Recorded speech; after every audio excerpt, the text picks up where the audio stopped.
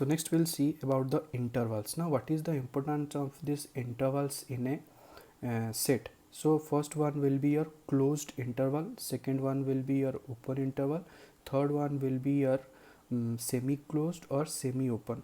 Now when we'll talk about the closed interval, I will give the bracket as like this. These are the signs of closed bracket.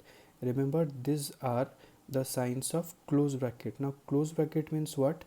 Whenever we'll take an interval from 2 to 3, suppose I'm talking about interval that is from 2 to 5, it means I will consider the numbers between 2 and 5, that is 3 and 4, as well as the numbers 2 and 5 also. So when I'll talk about the closed interval, remember you have to take the numbers between that interval and as well as the side intervals also, means I will consider 2 and 5 also. So let a and b are two given intervals, real numbers, where a is less than b. Suppose I have considered a less than b such that a is less than equal to x is less than b. Less than equal to x means what? A is less than x, and also it can be equal to x, and x is less than equal to b means what? X is less than b, or it can be equal to b in the closed interval, and it is denoted by a comma b, and this is the sign of closed interval. Remember, this is the sign of closed interval. So if I have to represent in the set builder form, so I have represented x such that x belongs to r. Remember, x will be always belongs to r, that is your real number, comma a less than equal to x less than equal to b. So when we will talk about less than equal to, remember this sign, less than equal to, then we'll give the closed interval. Next we'll talk about the open interval. Now this is the, remember, this is the sign of open interval, or you can like it like this. In closed interval we represent it towards the numbers, and it will be outside the numbers. Better remember this one. This is the sign of, these are the signs of open interval. So here we have to, suppose if I'll tell you open interval 2 comma 5, then we'll just write 3 and 4.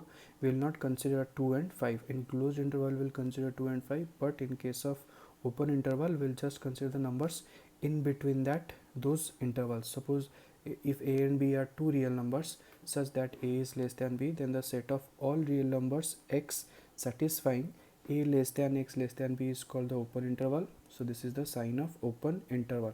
Here remember, when we will talk about the open interval, we will not consider the upper part and the lower part, but in case of closed interval we'll have to consider the lower part as well as the upper part. Next, semi-open or semi-closed. So this is the semi-open or semi, this is also semi-open, this is also semi-closed, this is also it. Semi-open and semi-closed means what?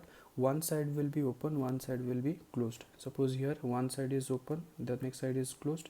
Here one side is closed or the other side is open. So these are known as semi-open or semi-closed.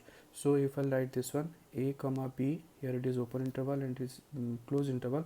It means when I will talk about a open b close, it means I will not consider a but I will consider the b. But here when I am talking about a close b open, I will consider the number a but I will not consider the number b. So this is the set builder form of semi-open and semi-closed intervals.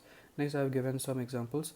Write it in the form of intervals. So it is given x such that x belongs to r minus 4 less than equal to 6. It means what?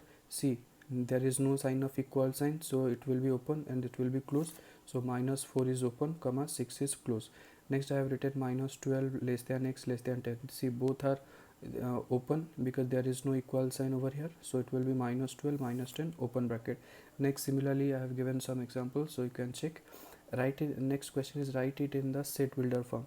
So that is minus 7 comma 0. See, if will both are the open interval, so I have written x such that x belongs to r comma minus 7 less than x less than 0, as both are in the open interval, so I have not given the equal sign. So you can check the rest examples also. So next we'll come to the main important parts, that is your Venn diagram and operations on set. So remember this Venn diagram, it means you have to represent those sets on a curve or on a rectangle or on a circle. So next we'll see how to represent these points. Now remember, as I told you, universal set contains all the sets in it. So this, in a Venn diagram, universal set U is represented by the points within a rectangle. Remember, every time we have to represent the universal set in a rectangle, not in anything, we have to represent it in a rectangle, and its subsets are represented by points in closed curves, that is your circles, and the rest sets can be represented as circles. So if we'll see first diagram here, if A is subset of B, this is the sign of subset. A is subset of B, I already told you that all the elements of A are in B, so all the elements of A are in B. That's why I have represented A in B, that because A is the subset of B, and as A and B are the subset of U, that's why A and B are in U. So this is the side. Next, if A and B have some common elements, suppose A and B have some common elements, suppose A is 1 2 3 and B is 2 3 4. So some elements of A are in B, that is 2 3. So it is represented as like this: A, some elements, this is the some common part, that is the 2 and 3 will come here, and they are in set U. Next, if A and B have no common elements, so A and B have no common element, it means they will not join. So these types of sets are known as disjoint sets. When A and B have no common elements, those sets are known as sets are known as disjoint sets, and they will be in the set U. Next we will see the operations on sets. So first is the union of sets. Now what is this union of sets? It means what? Let A and B are two sets. The union of set A and B is the set of all elements which belongs to either A or B.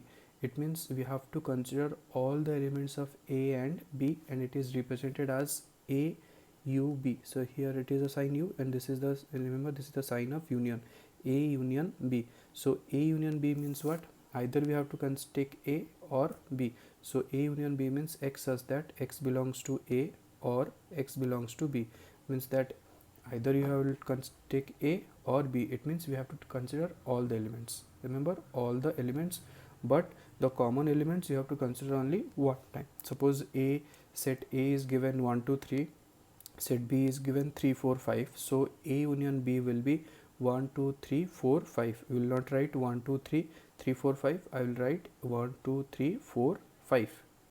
So here I have given an example. A is given 1 2 3, B is given 1 3 5 7.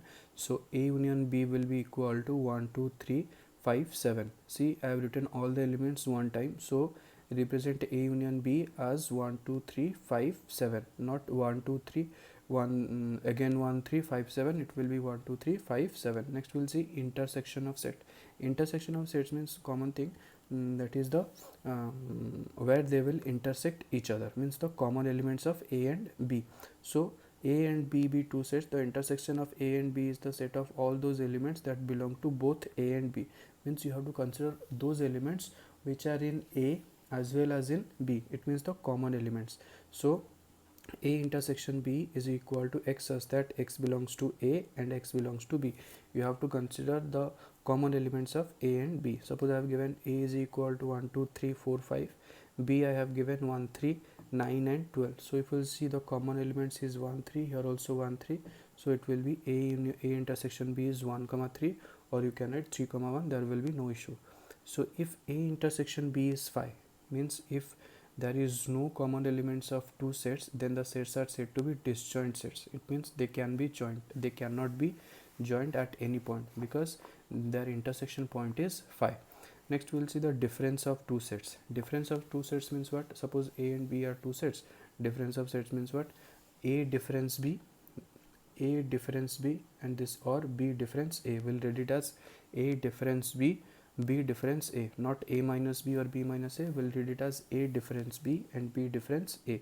So let A and B are two sets. The difference of A and B written as A difference B is the set of all those elements of A which do not belong to B. Means when we'll find out the difference of A difference B, it means what?